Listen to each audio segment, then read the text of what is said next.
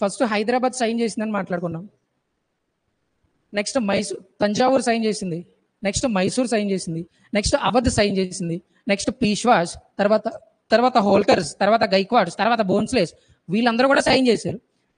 Subsidiary alliance మీద ఎవడైతే sign చేశాడో మాక్సిమం వాళ్ళందరూ కూడా 1857 రివోల్ట్లో బ్రిటిష్కి సపోర్ట్ చేశారు. ఓకే, బట్ ఇక్కడ చదువుకున్న వాళ్ళందరూ కూడా, గవర్నమెంట్ జాబ్ చేసే వాళ్ళందరూ కూడా అటు సపోర్ట్ చేయలేదు, ఇటు సపోర్ట్ చేయలేదు. They remain neutral. వీళ్ళందరూ న్యూట్రల్గా ఉండిపోయారు వీళ్ళు. రైట్. సో ఆప్షన్ చూడు, first oppose the revolt of 1857. First నువ్వు చదివేసి ఆన్సర్ పెట్టేసావు అనుకో, గుడుంబ అయిపోతావు అప్పుడు నువ్వు. మొత్తం నాలుగు చదవాలా? చూడండి, ఫస్ట్ కరెక్టే.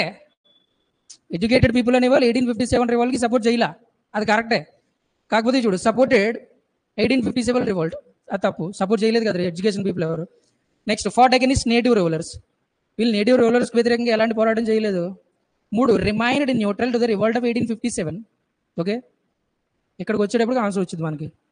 ఫస్ట్ది కూడా ఆన్సర్ లాగా ఉన్నది కదా. అపోజిట్ 1857 రివోల్ట్ అంటే చదువుకున్న వాళ్ళు, గవర్నమెంట్ జాబ్ చేసే వాళ్ళు, బ్రిటిష్కి అనుకూలంగానే కదా ఉన్నారు అక్కడ. ఆప్షన్ ఏంటంటే ఇక్కడ remained neutral to the revolt of 1857. Option C.